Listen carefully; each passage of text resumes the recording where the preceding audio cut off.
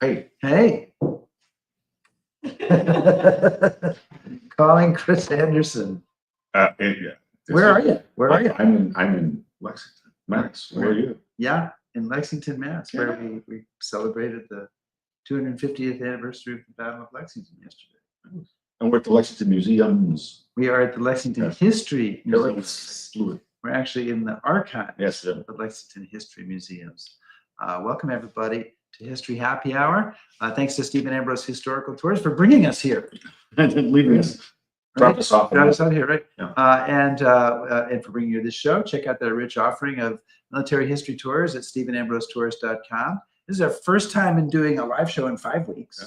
It is our first time ever doing a live show together. Yeah. And later, well, really last month, we celebrated. So we'll celebrate today our 5th anniversary doing History Happy Hour. Can you believe? Yeah. And now we've shown them that beer is allowed in the archives. Okay, on very special occasions. So we've just been touring in Lexington, in the Boston area with 60 people. We'll talk about that a little bit after the open. And I should say to everybody that whether you're watching live, watching on replay, or listening on the HHH, I don't know how we get over there, podcast. Okay, welcome to History Happy Hour. And today we will be talking to about the forensic examinations of bullet strikes on the first day of the revolution. So that's our topic today, and we will be getting to that shortly.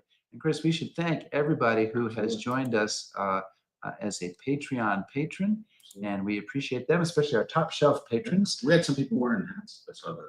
We did. People on our trip. If you have a hat, that means you're a top shelf patron, because that's how you get a free. And are you a top shelf patron? No.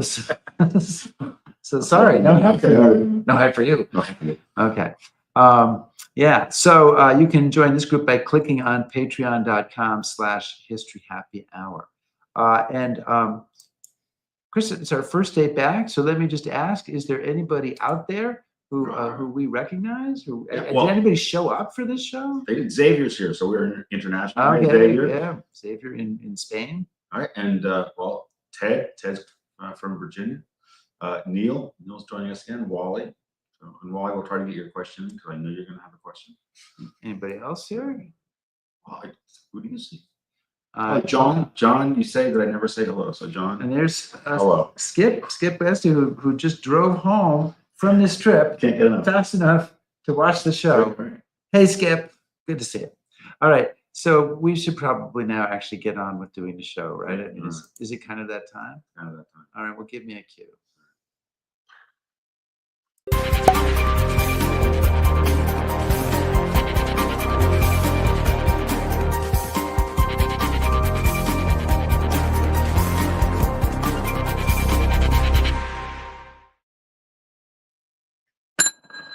Oh, I've never done that before. That's very exciting. The bar is open. And before we talk to Joel Bohy, our guest today, who's sitting here, I just want to say, patiently sitting here, waiting for us to talk to him. We want to tell you a little bit about our trip. We just got back. We were on a trip with 60 people, focusing on the 250th anniversary of the Battle of Lexington, where we were looking very stylish, with our hats, right, and all that stuff. And this is a picture of the two of us that you took yesterday afternoon. While we were baking in the sun. We were sweating in the sun, but we both have red, white, and blue ties on. No, we don't. Well, yours has red, white, and blue in it. Mine has a yellow and blue. Well, okay, it's a flag. We both have red, white, and blue on. Oh, yes. Fair enough. Do you have a favorite part of this trip, or a part of it you will treasure? That I would treasure in my memory.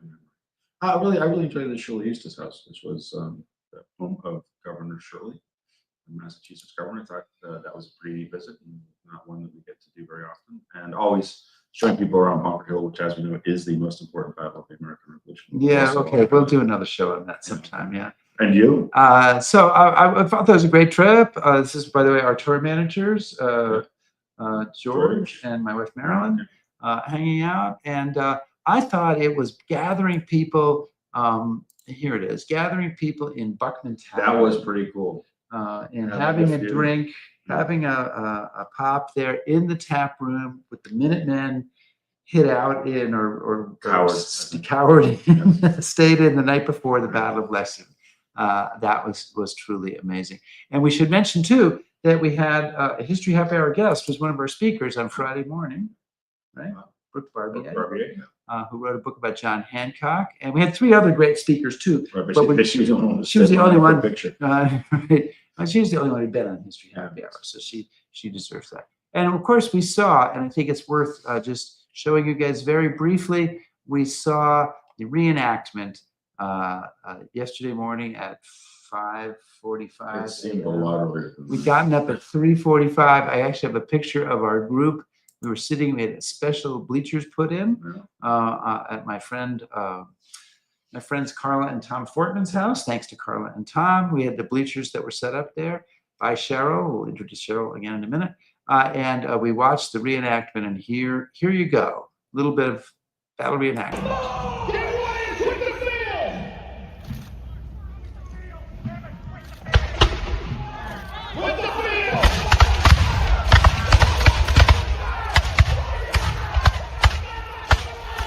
I like this here.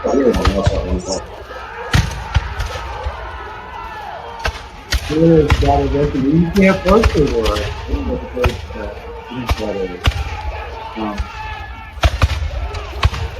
I had a lovely shot of red coat that I was going to put on here for you, but now that you've made that facetious comment, I'm not going to do that. Okay. So we should thank Lexington History Museums and Ann Lee, who's sitting right over here. And we should thank also our behind-the-scenes person, Cheryl, who's also. I'm going to just. Yeah, we have to look since Okay. Yeah, there's Ann. Ann's down there behind the light, and there's Cheryl over there. And we should. We're going rogue, and we should thank Pat at Bunker Hill. Yeah, my good friend Pat McGarity. As a ranger at Bunker Hill, and he opened the door. He didn't have to. He had a great time. And so finally, I bought you a gift during this trip. You did. I did. I didn't buy you anything. I know. I'm gonna watch it. Yes. If you don't like it, everybody else will. Okay. So,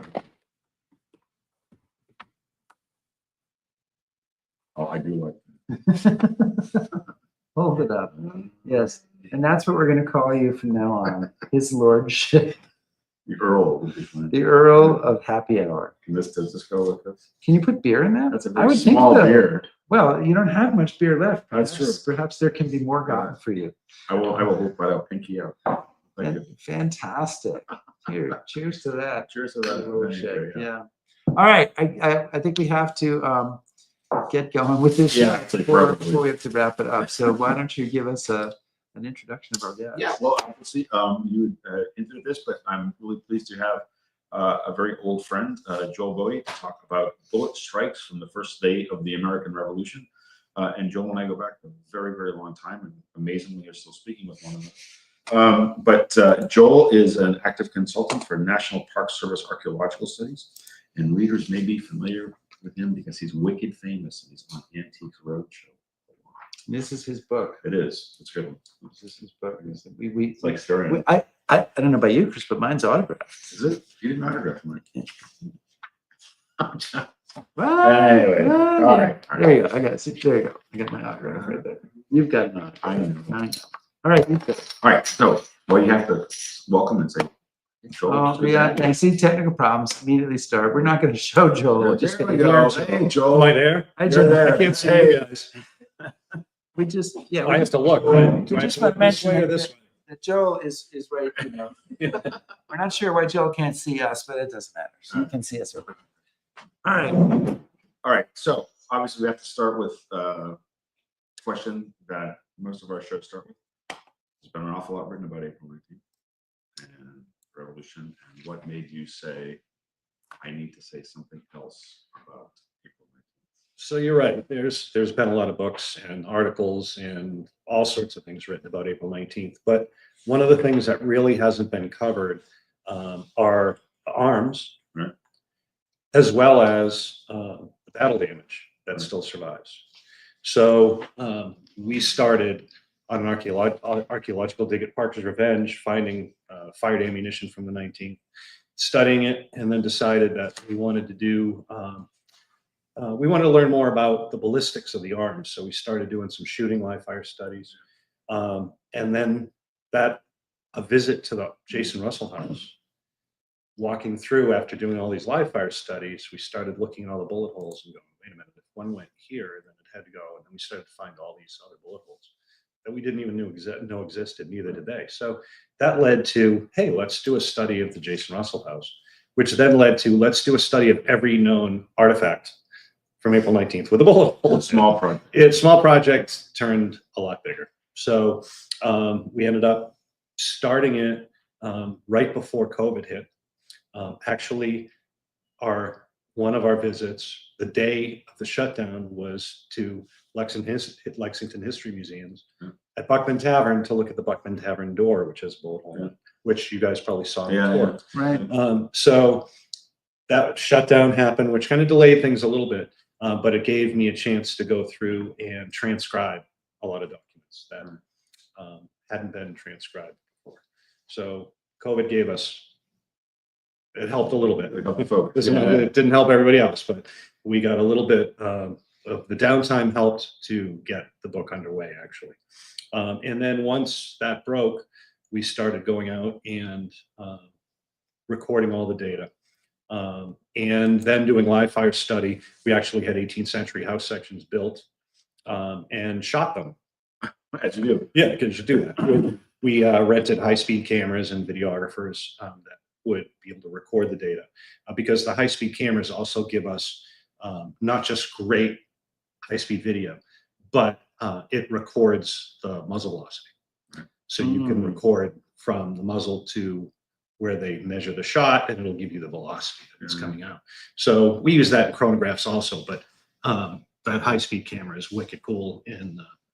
And it also gives us great video that we can use for presentations that can't be in the book. And that was a cue, kind of. Oh, is that, wow. He's good. He's good. Yeah, I'm behind. I know he was behind for a minute. Yeah, could you say that again? But no, here we go. And so what are we seeing here? So I can't see what you're Can't saying, see. So we're but seeing I'm assuming the one you're showing It's the is fire lock. lock shot. And that's a reproduction, custom built reproduction, British pattern 1756 Longland that we used as the Brown Bess musket, quote unquote, that we're going to use for the studies. And you can see the flint striking what's called the hammer during the period. right. We've got the flame Shooting coming the out. sparks into This is the just the pan. flash of the pan, right? No, you see that when the flame goes out, right now it's just the pan. Then you're going to see a flame shoot out of the vent. That's actually the charge going off inside the vent. That's right there. Yeah. Yeah. Yeah, that jet of flame shooting out of the vent. And you'll notice that it's shot from a slight angle because we ended up kind of blowing up the cameraman the first time we did with a direct shot. So yeah, we had to kind of angle the cameras after that because you can see what comes out. But that was a live shot. But it's a great In history, sometimes people take casualties. in the name yeah, of well, history. we all try to be safe, especially when shooting Thank you. firearms. Thank you. Luckily, he Children, was. that's That's important right. He to was myself. wearing safety glasses. But no, we learned some things as we go too. But I don't think anybody anticipated that much blast. Yeah. So, but it's a great video that shows the function of a flintlock firearm. So you can see the ignition in, slow-mo. Yeah. And you can see how it actually sets off the charge. Yeah. So talk a little bit about the weapons that we're dealing with here.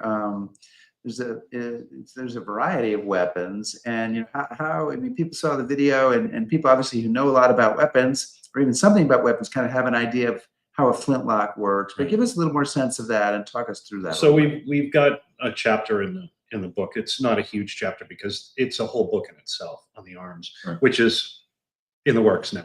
I'm working on it. That's the next one. That was a little cue there. For Yeah, that was a cue for me. that one up. Yeah. But he didn't know that. That was good. He read my mind. Right, exactly. Genius. It's the beer.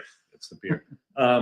But no, there's a section in there that briefly discusses the arms and the ammunition that go into the arms. But the King's arms, the British muskets, you have the standard kind of Brown Bess. There's variations, but basically Cosmetically, they're both similar, other than a 4-inch difference in the length of the barrel. But you have some officers' fusils and carbines. But provincial arms are all over the place, and that's the hard thing to figure out. We know what types of guns they're carrying based upon archival research, extant examples that survive in the collections of the Lexington History Museum. So we looked at one the other day. Right here where we are. Right, yeah, right in this room, without a beer. Oh, Very good. Yeah, next time we have that beer. But no, we looked at a great gun with a great history here. And the Concord Museum has some examples. There are examples in private collections, but we also use the archaeology. When we're digging up the ammunition in the ground, that helps tell us what types of guns are being fired.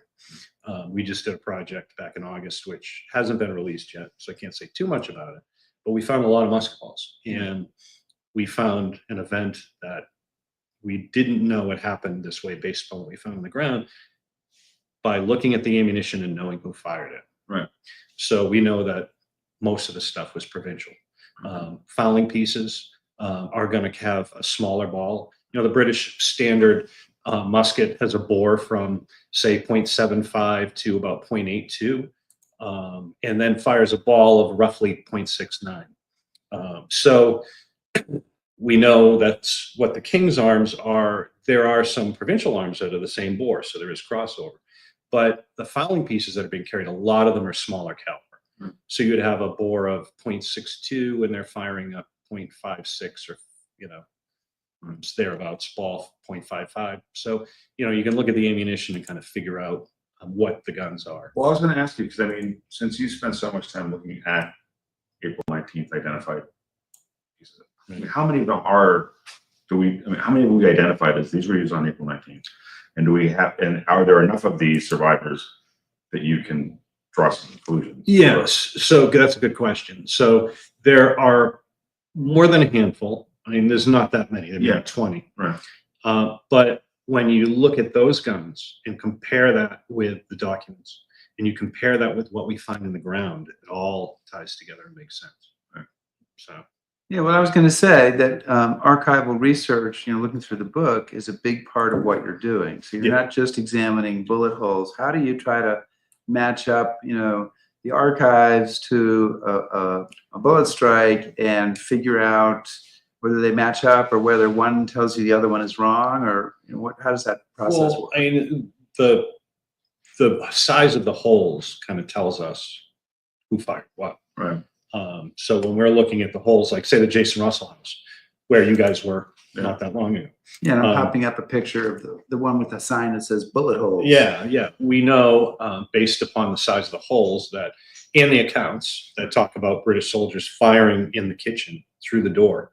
And then they went through the stair risers and into the wall on the other side. Looking at the size of those holes, those are consistent with British musket. Now there are other things. There's a door panel from the Captain William Adams house that's in the collection at Arlington, and it was on display there in a case. And there's a bullet hole in it, and it has a note saying British bullet hole fired on April 19th, basically. Well, it's about a 0.62. So more than likely it's a provincial overshot that went through the door panel and not British at all. So a little crazy with their guns and just started shooting them. Well, there's some great accounts in there in the book too about how in 1855, when the Captain Williams Adams house was being disassembled for the railroad to come through Lexington, Right. The owner of the house, Captain Thomas Russell, was selling all of the bullet strikes and bullets that he could dig out of the house. And so this is 50 cents to $1 in 1855. That's a lot of money. Yeah. And there were some newspaper notices that said you could go by one side of the house and it was all fired British, and then the other side was all provincial. So you could buy a Whig or Tory bullet for pleasure, you know, depending on which side of the house you got it from. So yeah, there was a lot of misplaced shots from both sides. So I was reading an account of Bunker Hill the other night. One of the British was saying that basically a lot of the casualties his particular company suffered were friendly fire casualties because they're just and there was some of that going on April 19th too. There's an account from a British officer, unidentified officer, but he was in the 4th Regiment of Foot. We can tell from what he wrote, and he talks about British soldiers going into the houses in East Lexington and into Menotomy, now Arlington, and their own men are shooting each other in the houses, because you have guys shooting from the road at the houses. Right. You have guys around the house Yeah. shooting, and then you have British soldiers inside the house shooting. Yeah. So in some instances, they're shooting each other by mistake. Right. Yeah, with all that crazy shooting going on. So what kind of, well, let me back up. So not an expert. So to me, a hole is a hole. How do you tell if it's a bullet hole? Okay, that's what do you- that's what he's getting at. Okay, I said, how do you tell it's a? He looked at the book. you did tell me notes. Oh, Okay. no, maybe that too. Yeah, no, there is. It's right I know, there. I it's- typed it down How do earlier. you know it's a hole? There's a section, and actually, the publisher was the one who suggested, wait a minute, we need to put a chapter in about, or at least a page Right. on how do you know it's a bullet hole? And you can tell by the way that you can see where the ball went through, but you can also see typical wood blowout on the back. Right.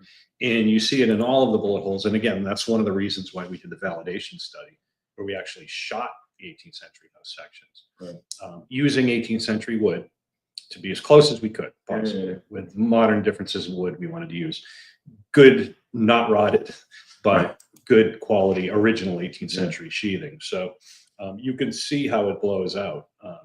And we've got images of that stuff inside the book, and we've got videos of it. We don't have one here though. I No, didn't I give you a think- blowout video. No. No, that was stupid. Why didn't you yell at me last night? Because I didn't ask until like last night. Well, we have another video. Even though we knew there was video for 3 days, so it's really our fault.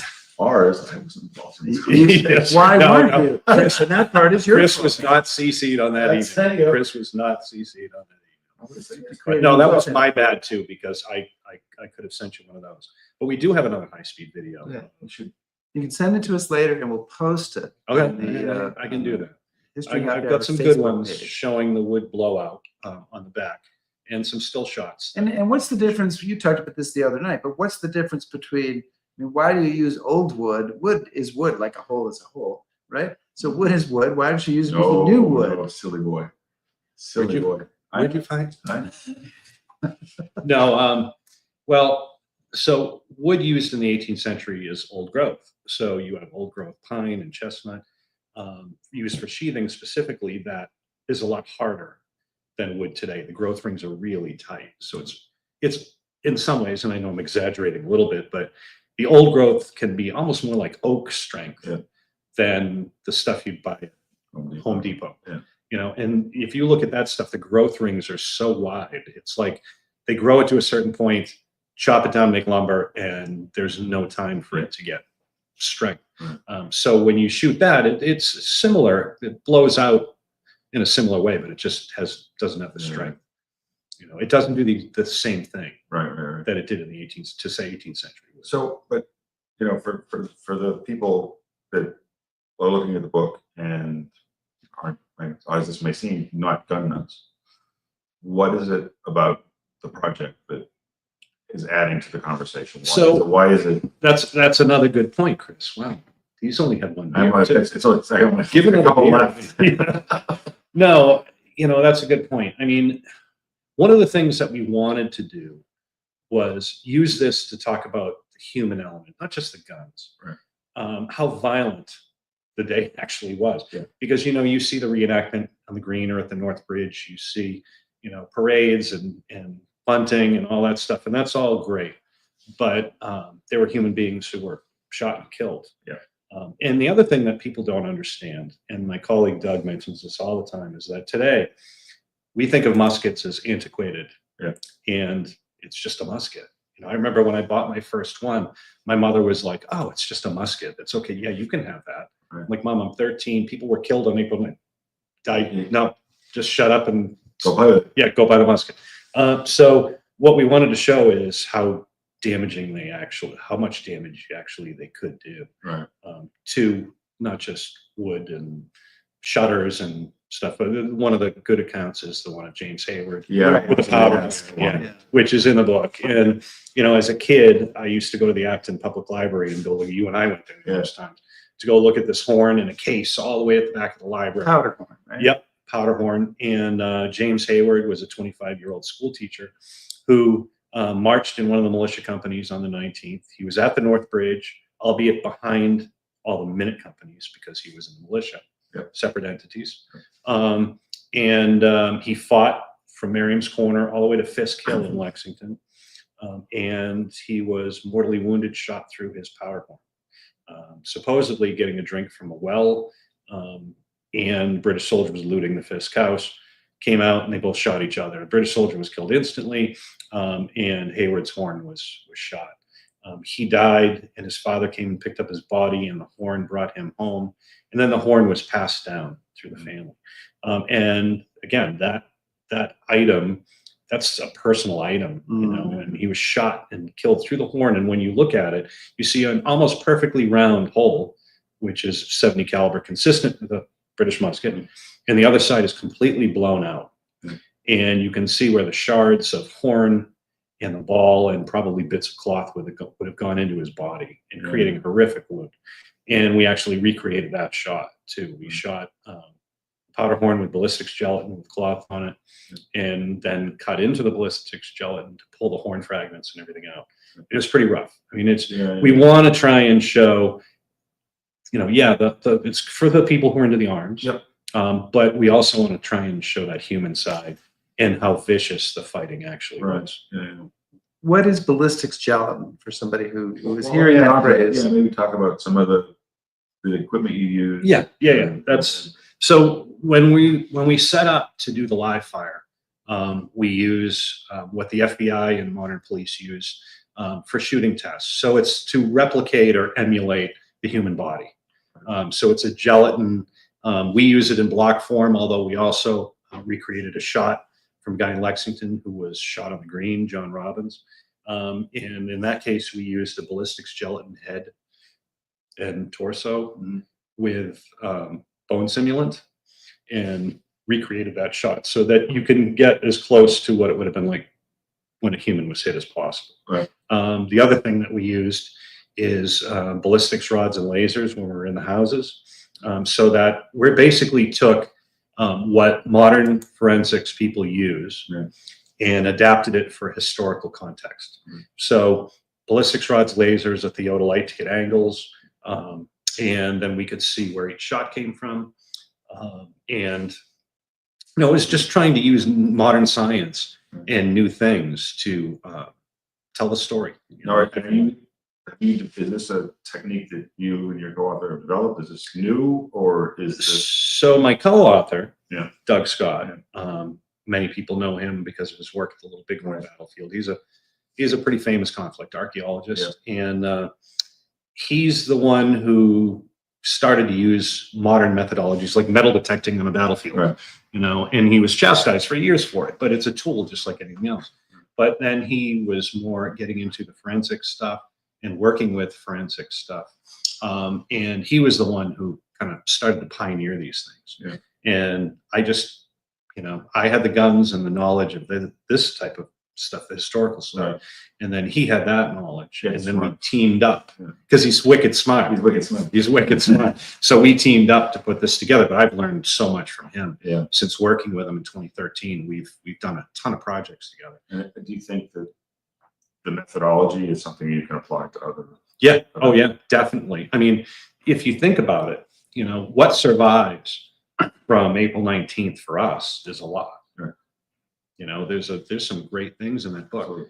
You go to a Civil War site and you can have, 100 holes in one wall, because of the battles are so much bigger. And, some of that stuff could be used in those conflict sites, figure out where shots came from. I mean, it's a little harder there with the ammunition is very similar when you're firing a, 57 or 58 caliber mini ball, but it could be used in all sorts of different instances. But it could also be used for other Rev War sites, which haven't been done yet. I think we're the first ones that have done this. So how what's the scope of this? How many? You're the only person in the world I can ask this question to. How many bullet strikes are there that we have found between, Northbridge and Concord and going back the Battle Road to Boston? So you've got, and roughly where are they? Not every one, but kind of. Right. Well, you've got the Elisha Jones house, which is diagonally across from the North Bridge. And there was a shed that was detached at the time. It's attached now. where a British soldier retreating from North Bridge supposedly fired a shot, and it went through the shed. We recorded that. That's in the book. The next shot would be, there's nothing in Concord Center. A lot of the structures were altered over the years, so Sure. anything with bullet holes was removed, or the structures are completely gone. But you've got the Hayward powder horn, which would have been Fisk Hill area. But as you get down into Lexington, you have the Merritt Monroe House, which still stands. It's privately owned. On the green. Yep, on the green. There were multiple bullet holes in it. A lot of them were removed or covered over, but there was one that was fired from the backyard, went through a window and lodged in the attic rafter. And we were able to get up inside and see where it lodged into the rafter. And luckily, the musket ball had been pried out in 1915 and is in the collection of the Lexington History Museums. Lexington History Museum. Yes. And who they're fired from the back? Is that a British? That would have been a British shot, more than likely fired on the retreat. Okay. As the British Well, flanking group. Well, as the British were coming down through from Fisk Hill, over Concord Hill, down into Lexington, they're starting to really lose command and control. And they're doing some looting and shooting at the houses. So more than likely that shot and the Buckman Tavern shots came from the retreat. As the British are coming back down just before they meet Percy, is where that probably happened. It's consistent with happening then. I noticed you were a little down on I think it's the story of Solomon Brown, who supposedly fired a shot from the back door of Buckman Tavern, runs through the tavern, then fires a shot from the front door. Oh, you read that newspaper? I haven't read it. He sent me the email, but I haven't read that yet. Yeah, Dave Kindy, was that his name? There was an author that just, for the other people that don't know, it was just a article that came out yesterday or today. Right. On the Solomon Brown incident. Yes. Yeah, I mean, there is a story from Yeah. from the deposition. The story appears in the early 19th century. There's nothing about it from 1775 until about 1824. All of a sudden, weird stories start to appear. Right, it comes out of 1824. And he was wearing his running shoes and running back and forth through the house, and there's no accounts that mention that at all. So we still don't know who fired the shot. No. And I think I didn't read the article, like I said. I remember speaking to him. I don't remember what I said. I think there might have been a couple of swears involved. But yeah, no, I think that story is I think it's just BS that, there's so many things that's one of the other things that I'm glad you mentioned that. You have the mythology of April 19th, Right. and then you have the reality of April 19th. Right. And what we're trying to show is the reality of April 19th. Right. I'm not a big fan of all the mythology and the stories that morphed, into truth that you read in other books. Yeah. I won't mention any names, but there are numerous books out there that constantly reiterate these bad facts. And, that's one of the things we wanted to stay away from, is just stick with documentation. Right. But one of the things that we talked about to our group is that in Lexington, you have two sets of depositions from people who are there. One set is in April 1775, when they're trying to use the depositions to prove that the British fired first and we were innocent victims standing there waiting to be slaughtered. And one in 1824, when we're now competing with Concord and we're trying to say, no, the first forcible resistance against the British happened in Lexington. But if you're doing a deposition 50 years later, and we've both talked to a lot of World War II veterans 50 years after the fact, Right. items come into the memory that just didn't happen. I learned that actually with Chris, and I never thought about this when I did a Band of Brothers tour with Chris in 2006. I got to listen to the guys from Easy Company going into Foy and listening to the stories, and the stories starting to shift and change a little bit. And I thought about it, and I started to use that experience when I look at 18th century documents, especially when they're that much later. That you've also got that stupid Concord versus Lexington thing that comes up, and that helps to create huge problems that still are in effect today. Right. It's Lexington is important. What happened in Concord was important, and it wasn't an issue in 1775 or 1780. But it becomes, Lafayette comes, and next thing you know, everybody's fighting over who's more important. Right, And, and it's sad in a way, but it does add these things that there are some good things in those depositions, but there are some things that are like, wait a second.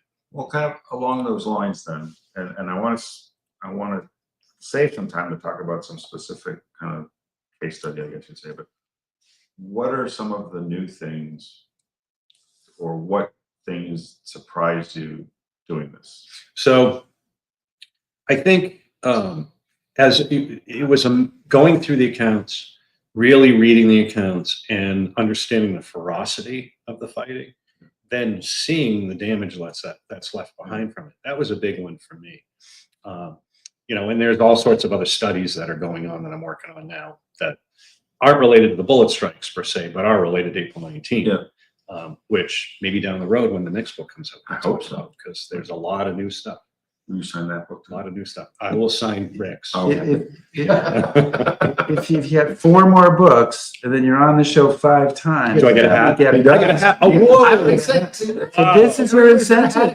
Keep working on the books. I'll keep trying. But no, I mean, all of these things.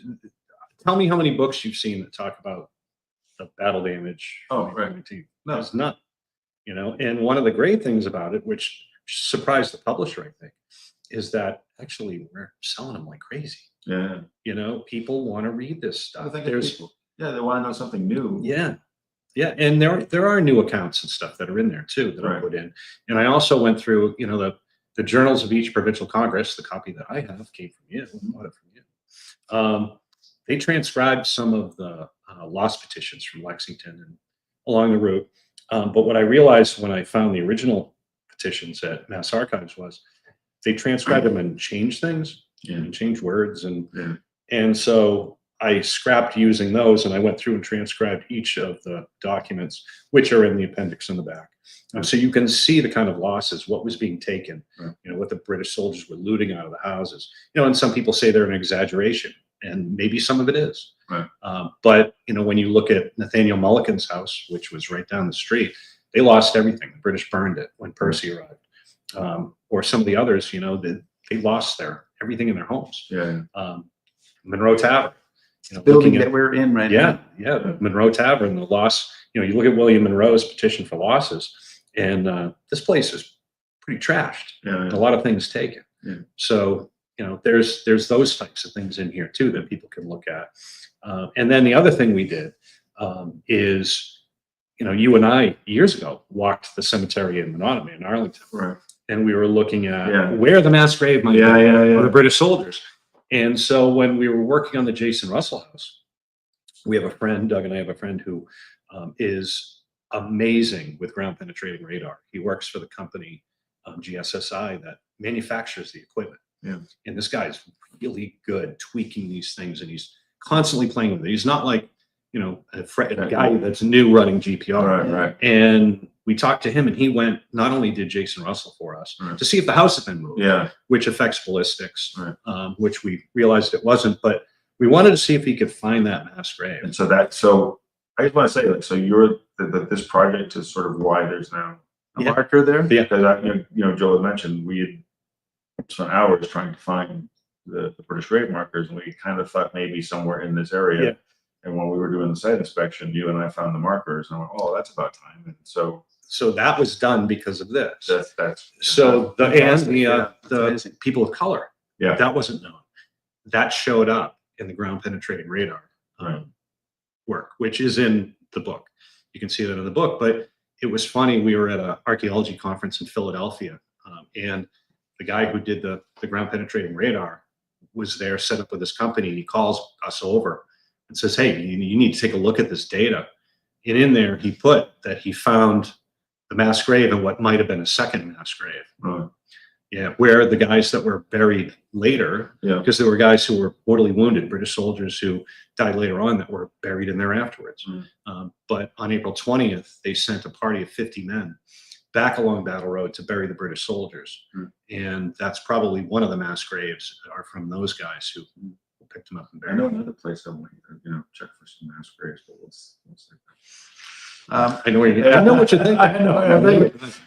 So One of the sites where you examined bullet strikes is the Jason Russell House. And we actually, our group visited the Jason Russell House because this is the place people don't really realize that, in fact, the heaviest fighting of this day takes place in the town of Menotomy, which is now called Arlington. So both Lexington and Concord are kind of left out of that, happily.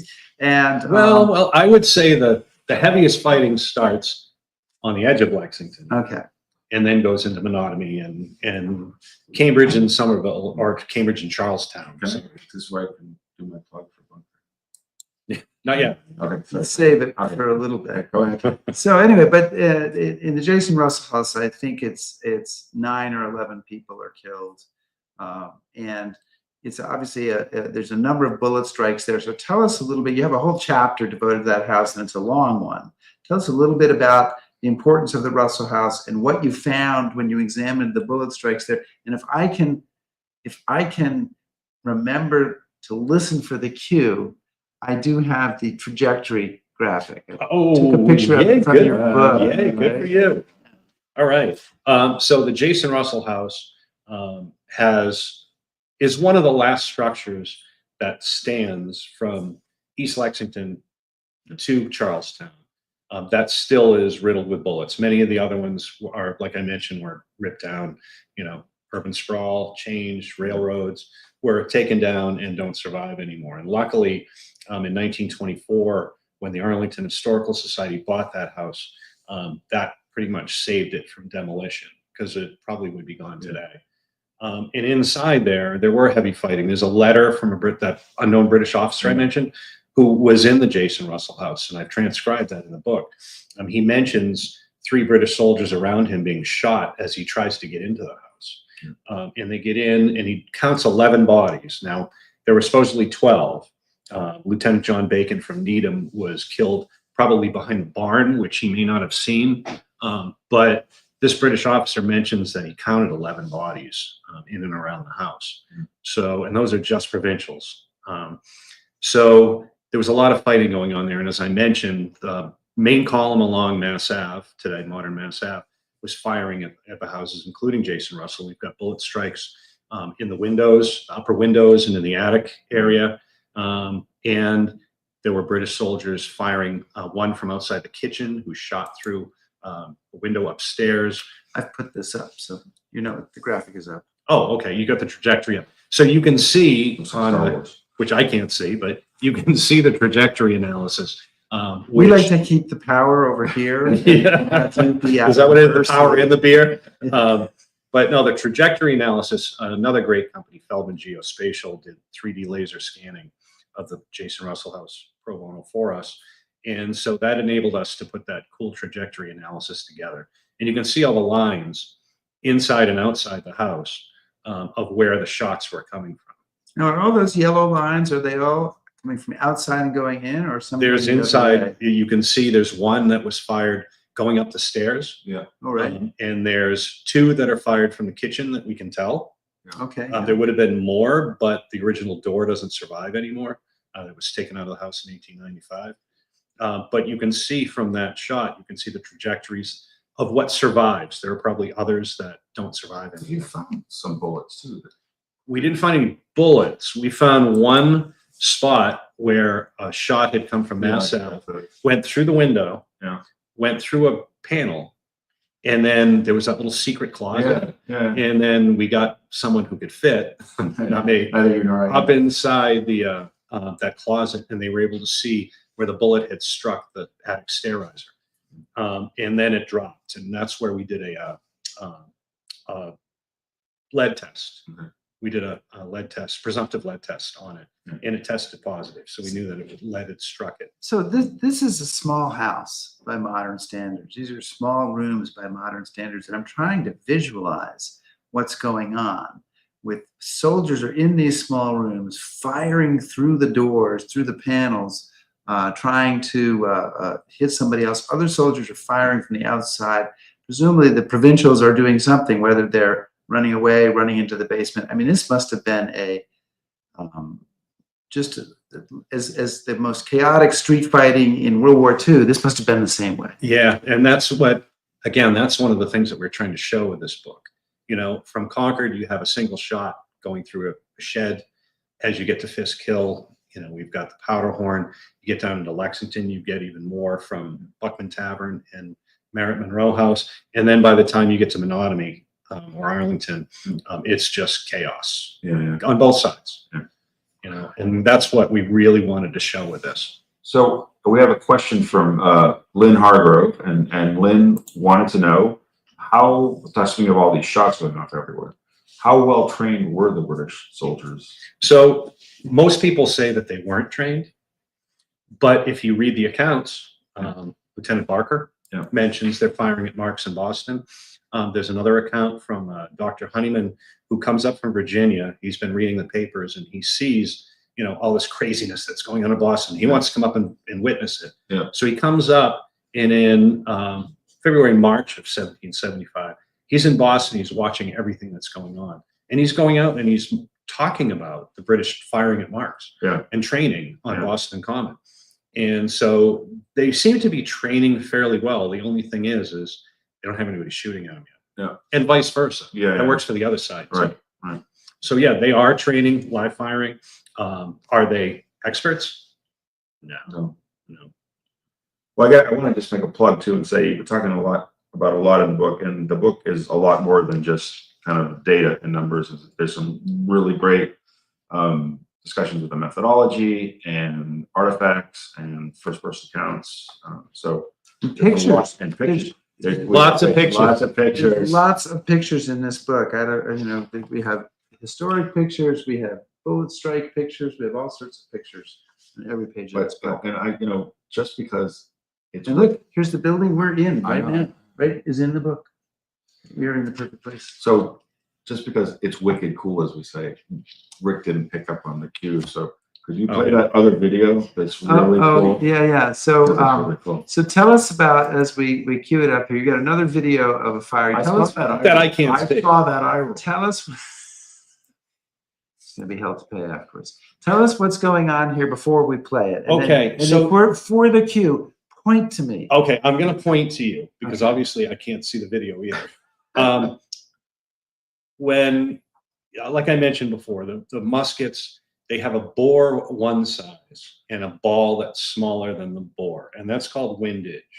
So when you're firing a musket with windage, it's not going to be extremely accurate. You don't have a tight fit, but if you put a tight fitting ball in and you fire a couple of times, you can jam the ball into the barrel and blow the gun up, because you get a lot of buildup from shooting black powder. So they used windage to keep the ball, to be able to keep continually loading the ball. The problem is A, you lose accuracy, you lose a lot of velocity. And what you're going to see in this video is the velocity, the windage, the smoke and flame from the windage is coming out first. Right, so the ball hasn't even No, come the out ball yet. hasn't even come out yet. That's just going around the ball. And then Then there's a sheet of flame. that's coming out. where the ball is. And then as it moves out, you'll see a little bit of paper that will come out from the initial blast. Then the ball will pass all of that with a little bit of the paper that was on the ball still. Most of the paper burned off. And we There's used the ball coming out now. It's just going past the tree. and we used linen cartridge paper that was the same weight. Yeah. It was like $20 a sheet to burn it off. And so what's the point of filming this? What are you trying to show? What we're trying to show is that those gases, you're losing velocity. There's a lot of variables in shooting a musket. The quality of the powder that you're shooting, the size of the musket ball, how much gases escape around the ball, all affect the muzzle velocities and accuracy. And so what we wanted to show was, we've talked about windage, we can write about windage, but if you actually see it, then people can understand it better when you see those gases blow out before the ball even comes out of the gun. So you're obviously super knowledgeable about not just the weapons, but what's in the archives, connected with the archaeology. So I just have to know, when did this start? What was the beginning of the day? 1973. Day you became interested. 1973. All right. Question, moving on. All No, right, and why? I grew up on the edge of the battlefield behind Marion's Corner in Concord. And so for some reason, I just latched on to April 19th as a kid. And I would ride my bike down there. I'd go down the battlefield. My parents would go looking for me. They couldn't find me. I was out on the battlefield. I just became addicted to it. And it hasn't stopped. It's grown. But it also enabled me to get really interested in wanting to learn more. And you made a good point at the beginning. What are you trying? What are you going to do? What can you learn that hasn't already been published? And I can tell you a lot.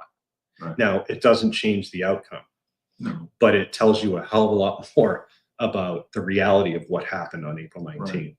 So one of the projects was to go through every slip of paper at Mass Archives from 1643 to 1799, Right. and then catalog all that into firearms, cartridge boxes, militia laws, all that stuff. So I've gone through and cataloged Bunker Hill losses. I've cataloged all the Bunker Hill loss returns. Then it was newspapers and incorporating all that firearms stuff from Mass Archives with newspaper sources and Bunker Hill. Yeah. I went through from 1775 to 1850 with 28,000 hits and went through all of them and then recorded all that stuff so that now I have searchable files for all these things where I can look at, I want to look at remains found at Bunker Hill in the 19th century. Right. And it pops up. Yep. So firearms, you want to know what Massachusetts was ordering for firearms? It's all in the files. Right. So it created this insanity. Yeah, it's my wife saying yes, insanity. But it also makes understanding the events what happened. Well, I was going to say, because you're applying actual data to what is generally kind of so wrapped up in myth and mythology. Right. That, yeah. So given all that, why don't you kind of give us, because you have like sort of case studies of different parts of the story working. We talked about the Russell House. Yeah. Is there kind of one of these examples that kind of stuck with you, or one that you kind of in the process went, wow, that's kind of, I think, well, all of it did, but yeah. Honestly, I think it's the human one. It's the James Hayward horn. And again, you and I have looked at that horn for years, and wow, and it hits you, because it was carried by a human being who was killed that day. But I think for me, it was the live fire of the horn and watching the high-speed videos, and then getting into that ballistics gelatin when we got back to the house and seeing the fragments that came out of it and the bits of cloth that would have gone into his body. Yeah. And then you think about the others who were wounded.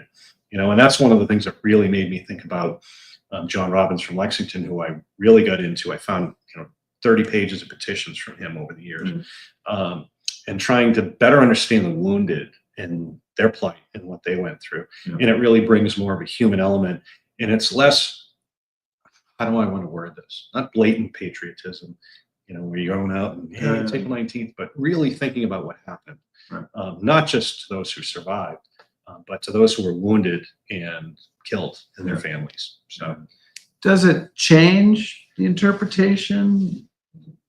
ongoing interpretation of the battle on April 19th, or simply sort of shade and fill it in? I think it does both. I think in some ways it changes things. It's like the archaeology that we're doing. There are people that will put blue and red lines on maps and tell you this is exactly what happened. And we go out there and we do archaeology, and It's not what happened. it's not what happened. It's not what the book said. So I think all of this, whether it's experimental archaeology, what we're doing, or the archaeology that we're doing, it always teaches us new things, and we learn new things about the battle. Look at Parker's Revenge. Yeah. I used to party out on that spot as a kid when I went to Minuteman for summer school, and we thought it was on that rocky outcrop. And Chris and I walked out there numerous times, and we look, this is where Parker's Revenge happened. And then we get out there and we start doing the project, and the first place we surveyed was where everybody said it was, and it wasn't. So Gavin and the Minutemen, this is where it happened. Other authors who have written books about it, this is where it happened. And guess what? Archaeology proves that's not where it happened. So we are learning new things. It doesn't change the outcome, but it really helps fill it in. Sorry. Yeah. I know. Yeah. Chris can hope for a changed outcome. It doesn't change the outcome, but it brings it that much Oh, yeah. closer. Oh, yeah. It just brings it more to life. So, yeah, I also want to say, a lot of folks on the tour had asked about things that they should be reading, and they want to know more about April 19th. In addition to everything else that's in the book, another reason you should buy it is the bibliography is fantastic. So if you want to know what's been written about April 19th or where to go to find out more information about it, just the bibliography in the back is cool, useful tool. Yeah. Excellent. Well, Joel Bohy, thank you so much for joining Hey, us thank today you guys. on It's been History fun. Happy Hour. We'll edit out all the things where you insulted me. And, So it'll be a short show. Yeah. and did you Yeah. just want to, do you want 30 seconds to talk about Bunker Hill? Well, I just want to say that all this, Lexington, Concord, first volley about Bunker Hill, the very first one, more casualties than all of this April 19th nonsense. Please, come on. You got a project to go out to Bunker Hill and look around out there? Actually, there's City of Boston Archaeology is doing a project coming up, which they've had all over social media, but I don't know how much Chris is on social media recently. Yeah, there's going to be some projects there, and hopefully there's going to be more info that we can talk about another time. I would love to do that. Joel, thank you so much for Thanks, joining bro. us today on History Happy Hour. I keep sliding. No problem. I Thank keep you, guys. sliding off the screen. You need to slide towards Rick. Okay, you have to be quiet now because you're off camera. Okay. So next week on History Happy Hour, we're going to have an encore episode about the liberation of Paris. And we're going to have, this was an interview we did with Patrick Bishop, author of the book Paris 44, The Shame and the Glory. And as I remember, when we did this show with Patrick Bishop, I was in Paris. Yes. It was the 80th Yeah. anniversary, but now we're presenting it. It's a great book. It's a good show. Encore episode. And I also want to say that we were supposed to have John McManus on to start about this trilogy. Next, like the week after this. Yeah, But I'm going to be. but yeah, so you're gonna have to wait for another live show because But we think we have him coming up very shortly Excellent. thereafter. So we will give you the word when that comes. But guys, thank you so much. Please subscribe to us on YouTube, follow us on Facebook, shout at us on Blue Sky, listen to our podcast, back us on Patreon, and browse historyhappyhour.com. Thanks everybody. Be safe.